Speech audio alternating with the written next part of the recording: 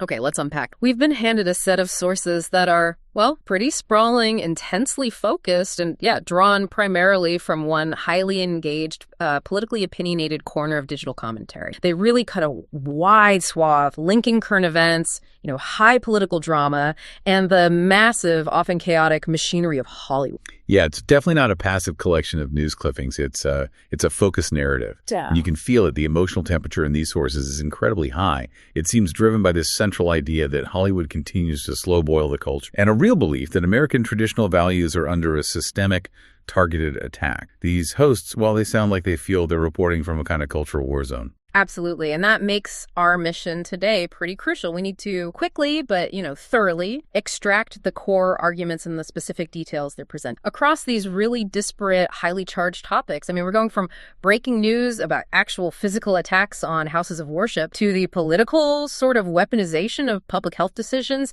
and then right into the budgetary chaos that seems to be reigning in major movies. And that's where it gets high stakes right from the get-go. The sources, they just refuse to treat these issues in isolation. They immediately connect real-world violence like this attack on a church we'll get into directly to corporate and media decisions, involving figures like Jimmy Kimmel and companies like Disney. For the sources, all these things are symptoms of the same escalating cultural battle for the country's direction. So let's jump in. Okay, so the sources really anchored their discussion with this breaking and frankly tragic. It's the attack on a Church of Jesus Christ of Latter-day Saints in Grand Blanc. Happened Sunday, September 28th, 2025. It's hard to imagine a more direct manifestation of that cultural rage. Yeah, and the details provided in the source material are just horrific. They really set a grim state. According to the reports they cite, an attacker drove a heavy vehicle, I think it was a Chevy Silverado pickup, right through the front doors of the church. And this was while the service was actually underway. So hundreds of people apparently present. And then he just opened fire once inside. And compounding the violence, it shows premeditation, right? The sources report IEDs, improvised explosive devices were found in the truck. And the church building itself was set ablaze. We should note the response was apparently swift. A DNR officer and a township officer were able to neutralize the attacker quickly, but the tragedy was immediate. 2 people killed, 8 others injured, including a young child shot in the back. What's fascinating here, though, is how the source really dissects the profile of the perpetrator. He was identified as Thomas Jacob Sanford, 40 years old, from Burton, Michigan. And the sources made a point of noting he was a U.S. Marine and Iraq War veteran, and based on his social media, seemed to be a family man, wife, young son. The source's hosts explicitly said this specific profile ran counter to their own initial sort of internal expectations of who might commit such an act. Right, which suggested to them, some kind of deeply rooted radicalization, maybe politically derived. It seems to be their interpretation, yeah. And that distinction of the profile, it's key to the source's overall argument. They frame this specific act not as, random violence, but as part of a larger escalating pattern. The hosts claim this was the 4th attack on a church in 2 months, suggesting a systemic targeting of those of faith. And why? Why the targeting, according to them? Their conclusion is that this violence is calculated. It's intended to scare people away from their God. And they specifically point to reports that church attendance had recently increased dramatically, in some cases doubling or quadrupling. Yeah. This was apparently following the tragic assassination of conservative activist Charlie Kirk. So they see a direct link there. Oh, yeah. So the source connects increased faith observance directly to these attacks being a deterrent. Exactly. And if we connect this to the broader picture they paint, the sources argue that terrorism, the use of scare tactic, it only happens when the perpetrators know they lack the arguments. They can't win a debate intellectually, so they resort to fear. And attacking a house of worship where people intentionally, drop their guard to seek community and spiritual unity, that's defined by the source material as profoundly cowardly. And this leads right into their ongoing critique of the mainstream. Absolutely. The sources argue the media is incredibly selective in its outrage. They claim major outlets amplify certain acts. They often reference the events of January 6th, which they argue gets covered to absolute death, while at the same time minimizing or even, they say, ignoring these attacks on Christian houses of worship. They also bring up the murder of that corporate leader, Luigi Mannion, arguing that, highly political acts of violence get selectively covered based on the victim's perceived affiliation. So the implication from the source's perspective is that by not covering violence against certain groups, the media fuels the problem. Yeah, that's the argument. By not covering violence against groups holding traditional values, the media, according to this viewpoint, fails to address the underlying extremism. And whether intentionally or not, it fuels the problem by creating a perception that these victims are somehow outside the realm of protected public concern. Okay, so having explored how this political rage manifests in actual physical violence, the source then pivots to something that seems unconnected at first, but they use it as an equally illustrative example. It's about how political spite is apparently manifesting now in public health risk, the Tylenol or acetaminophen controversy. Yeah, this is a really remarkable example, according to the sources. It demonstrates how political opposition has become so radicalized that it overrides basic common sense, even health concerns. The whole thing started, apparently, when former President Donald Trump suggested pregnant women should maybe avoid Tylenol. And he was citing recent research. The source specifically mentioned studies from places like Harvard about potential neurodevelopmental risks in infants. Okay, so Trump makes a comment based on some studies and the reaction. The reaction documented in the source sounds alarming. It really does. Online, especially on platforms like TikTok, the host showed example video featuring pregnant women defiantly taking Tylenol, often, like multiple pills. Yeah. In this really perverse attempt to own Trump.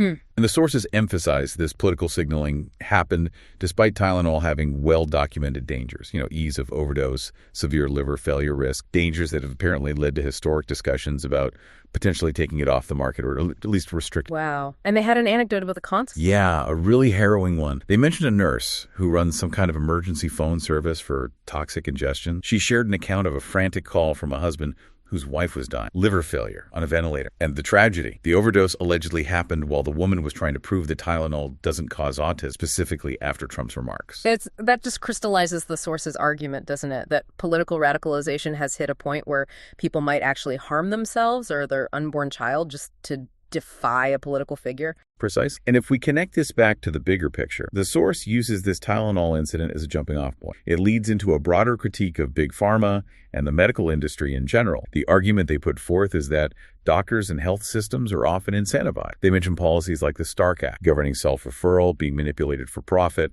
to push certain drugs. And Tylenol, they argue, has effectively cornered the market for what's seen as safe pain relief for pregnant women and infants. And they link this to hospital administration priority. Yeah, the hosts recounted instances from their research where apparently high-level hospital executives were shown prioritizing things like maximizing patient occupancy and elective surgeries purely for profit, suggesting, the pursuit of money can overshadow patient care. So when Trump suggests caution based on some scientific data, the source contends the political left rejects it, not because of medical science, but because they're unwilling to align with anything associated with Trump, effectively replacing, common sense health messaging with pure political opposition. So it becomes a partisan instead of a health. That's the source's take. And they note that figures across the political spectrum, like Robert F. Kennedy Jr., have apparently supported adding a warning label to acetaminophen before. Yet, when Trump brought it up, the political reflex, according to this viewpoint, was just immediate rejection, turning a potential medical safety issue into a kind of badge of partisan honor. Okay, so moving on from public health and violence, the sources then turn their focus squarely onto the entertainment, specifically Hollywood's perceived inability to stand firm against political pressure.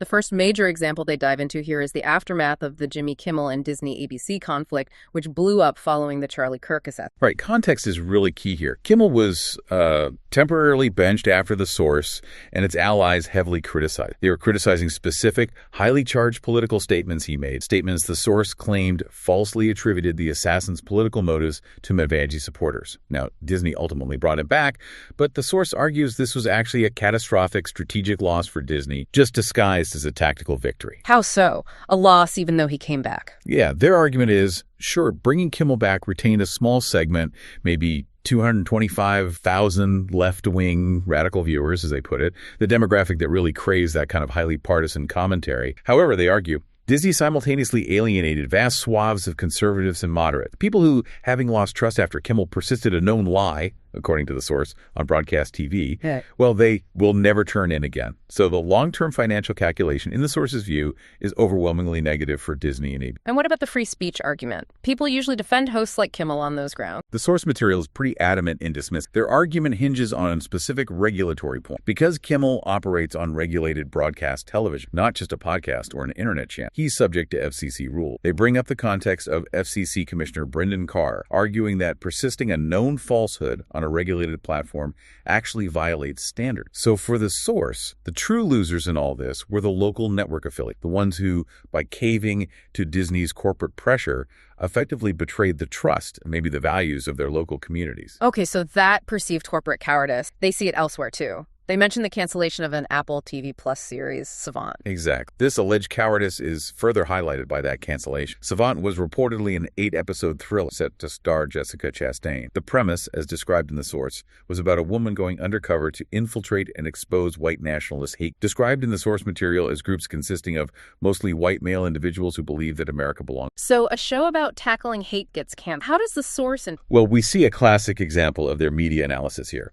The source is, quote, a Variety writer who is lamenting the show's shutdown. And this writer, bizarrely according to the source, argued the show is necessary and non-controversial, yet somehow blamed Donald Trump for its cancellation, even though the show apparently had no mention of the former president. So the source hosts jump on this. They interpret Apple's decision not as a response to pressure from the political right, but as a deep-seated institutional fear within Hollywood of discussing what they consider actual domestic terrorism. And what do they mean by actual domestic terrorism in this context? The source's critique is that Hollywood is desperate to push a narrative that only right-wing extremism is a threat, while simultaneously they argue cowering from the topic of increasing violence and extremism originating from the political left. Ah, I see. So the view is that Hollywood is brave enough to fight, say, pre-approved villain. Precisely.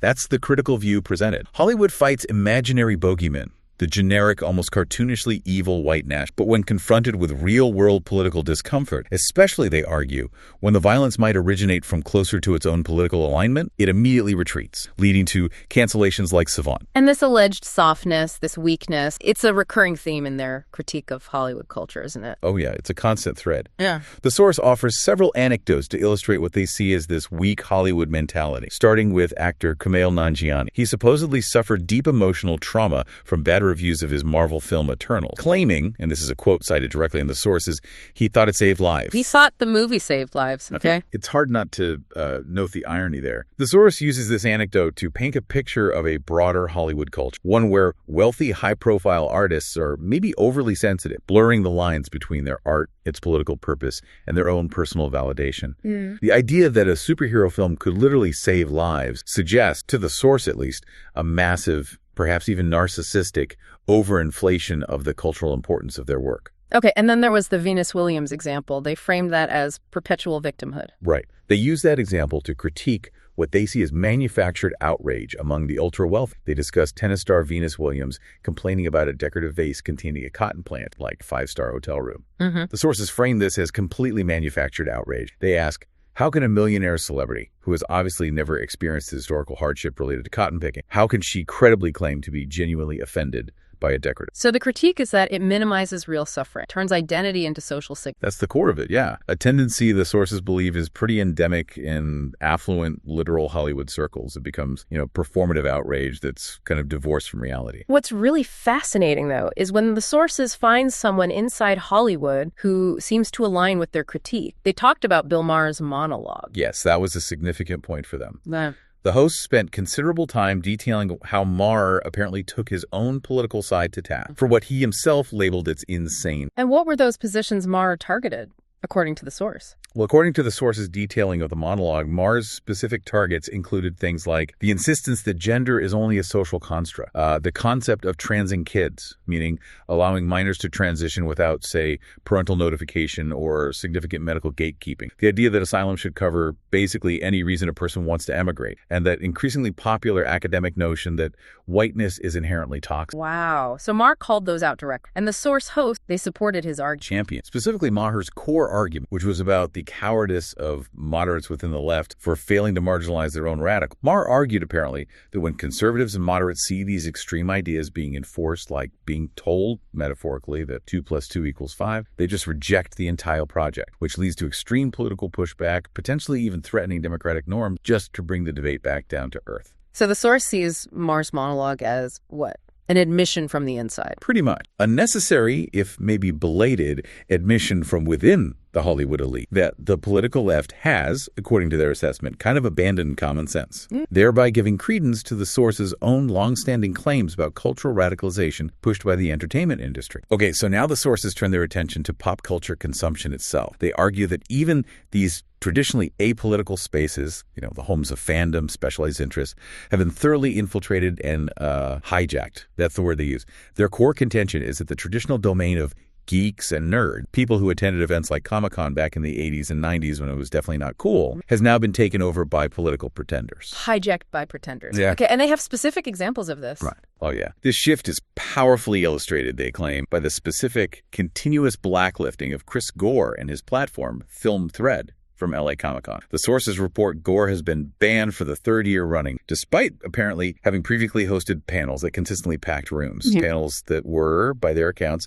even bigger draws than the popular ones hosted by someone like Kevin Smith. So they banned a popular draw. Why? What panels did they approve instead? Well, this is a classic case of argument by contrast in the source material. Yeah. They highlight the rejected panels, like Gore's Why Movies Suck, which, focused on legitimate industry critique and apparently drew huge crowds eager for genuine, non-political discussion about blockbuster quality. They then contrast these with the panels that were approved and featured prominently. And those approved panels were? They list examples that the sources frame as just cringeworthy and overtly political. Things like any deeks and where to find them, which was apparently a dating panel, the transmasculine representation and entertainment panel, and the queer sci-fi on a budget session. The source hosts argued these approved panels were poorly attended and, in their view, function less as genuine fandom events and more as politically motivated recruiting sessions, trying to push specific ideological viewpoints within a captive fan audience. The exclusion of critical voices like Gore's, they argue, just shows the total politicization of fandom itself. Okay, so if fandom spaces are politicized, what about the actual blockbuster? The source connects this to chaos in production. Directly. Now let's look at the actual financial and creative chaos they describe driving major blockbuster, which the source suggests is a direct result of this politicization and mismanagement. We have extensive commentary on Marvel's next supposed major release, Doomsday, which is linked to the massive Secret Wars saga. Now, although filming for Doomsday has reportedly wrapped in the UK, the source claims it was filmed basically without a script, or, at best, with the final script only arriving on set at the absolute last minute. Filming a massive blockbuster without a script, how does that even work? What did the actors do? Well, according to the source reports, this organizational failure led to significant issues on set. Actors, including major stars like Pedro Pascal, who's set to play Nightcrawler, apparently were allegedly forced to just act to dots on the wall or punch into the air, with no genuine context for who or what they're fighting or even what the narrative stakes were in the scene. That sounds bad. What's the effect on the final product, according to the source? The expert consensus cited in the source materials that this kind of production first, narrative second approach, filming massive scenes before the story is even solidified, is guaranteed to produce what they call generic act. When actors lack core motivation or a real understanding of the scene's emotional arc, the result is inevitably a flat, uninspired performance, even with the biggest budgets imagined. And speaking of budget, the numbers the source throws around are insane. Truly astronomical. This leads to genuine concern in the source material about the future of franchise filmmaking. Reports they cited suggest that the budgets for Doomsday and Secret Wars combined could hit an unprecedented, just mind-boggling figure, somewhere between $1.8 billion and $2 billion. $1.8 to $2 billion for 2 movies. How can they possibly make that back? That's exactly the question the source raises. That level of expenditure sets a completely unrealistic financial hurdle for these films to ever turn a true profit. And this is made worse, they argue, by massively increasing actor salary. The sources dug up the example of Paul Rudd reportedly getting $13 million just for a brief appearance in a previous Avengers film. The source argues that this unchecked salary inflation, combined with chaotic production, is just creating a guaranteed financial catastrophe waiting to happen. Wow. Okay. They also had credit for Tron, Ares, right? Something about Jared Leto. Yeah, we also hear a specific kind of aesthetic critique of the upcoming. The host of the source material expressed immediate lament over Jared Leto's involvement, suggesting there's a recurring trend where his presence seems to undermine the success of the projects. That's their take anyway. Hey, but the music, that seemed like a big deal for them. It really did. The visual material released so far was critiqued severely, specifically focusing on the score. The source described the music accompanying a chase scene as sounding like elevator-style music, which, for any fan of the Tron franchise, is almost an unforgivable offense when you contrast it with the iconic, genre-defining electronic score Daft Punk delivered for Tron, Legacy. The argument is that this sonic misstep isn't just bad music, it's symbolic of a larger corporate failure. A failure to understand the core elements that made the franchise beloved in the first. Okay, so that's Marvel and Tron. What about DC? The source seemed a bit more cautious about James Gunn's strategy there. Yeah, shifting to DC, the sources offer a more, let's say, cautious assessment of James Gunn's new strategy. They note that Gunn appears to be moving very slowly on introducing new, perhaps riskier projects, like The Authority or that Viola Davis-led Waller series. So slower means... The sources interpret this as a strategic adjustment, maybe recognizing Marvel's recent stumbles with introducing too many unknown characters too quickly. Gunn, according to the reports they cite, intends to start making movies with the characters that audiences know, which suggests a kind of back-to-basics approach, focused on maximizing audience familiarity and maybe minimizing risk by avoiding some of the overt political commentary that, in the source's view, has plagued recent blockbusters. Interesting. And then there was the Peacemaker discussion, something about Earth X. Right. Finally, the sources discussed that recent Peacemaker episode where the team visits Earth X, an alternate reality based on Nazi ideology. They analyzed Gunn's own commentary surrounding this episode, where he apparently claimed people are becoming more comfortable being racist. Okay. And how did the source analyze that? Well, the source hosts found an interesting kind of irony in the narrative structure itself. They argue that the story actually seems to suggest the opposite, that the real world isn't this racist, because Peacemaker, the character, finds genuine happiness in this Aryan world. But not because of his politics, they argue, but because his alternate father is less abusive and his brother is still alive in that reality. So the ultimate prediction from the source hosts is that the show will conclude with Peacemaker having to kill his alternate evil brother. That's the harder kill, symbolizing his internal conflict. After his original white supremacist father, the main villain of the first season was dispatched with relative ease, narratively. Okay, our deep dive now moves into international policy. And this is where the sources frame things as perhaps the most significant long-term existential threat to freedom. They specifically highlight the United Kingdom as the primary testing ground for initiatives they link directly to the UN Agenda 2030 framework. Yeah, this is a point of extreme concern within the source material. It's all about centralized global control. The specific trigger was that recent announcement by Prime Minister Keir Starmer, who, by the way, the source consistently refers to derisively as Slippery Starmer, which tells you a lot about their distrust. Starmer announced a new free of charge but mandatory digital ID, specifically for the right to work. And this is supposed to be instituted by the end of the current parliament. Mandatory digital ID just to be able to work. What are the implications of that, according to the source? Severe and all-encompassing. That's how they frame it. The source quotes the policy's effect directly and starkly. You will not be able to work in the United Kingdom if you do not have digital ID. This is framed not merely as, bureaucratic modernization or efficient. No. It's presented as the essential groundwork, the groundwork for creating what the source hosts explicitly term a global gulag. A global gulag. How does a work ID lead to that? The mechanism, according to their analysis, is control through fear and dependency. This mandatory ID system enables pervasive monitoring and tracking of individuals. Critically, it links your working life, your ability to earn a living, directly to compliance with the state. The ultimate consequence, they argue, is the inevitable transition to a social credit score system, and they draw explicit parallels to the comprehensive surveillance and control mechanisms already operating in mainland China. Wow. Okay, and they connect this directly to free speech issues in the UK as well. Absolutely directly. They see it as part of the same package. Control of movement, control of work, control of speech. They share an anecdote that serves as a really chilling illustration, in their view, of the government's willingness to restrict basic rights. What was the anecdote? They tell the story of a UK man who was apparently sentenced to prison for 2 years, simply for a private Facebook post. He was complaining about the government prioritizing illegal immigrants for housing, according to the source, and allegedly made some inflammatory quotes about hypothetical violence, though the source stressed he had no history of violence himself, no actual intent. 2 years in prison for a Facebook post. What was the legal justification? That's the part the sources really underscore. The legal rationale for that severe 2-year sentence was, apparently, that the court argued his written comments were inciting others to do so.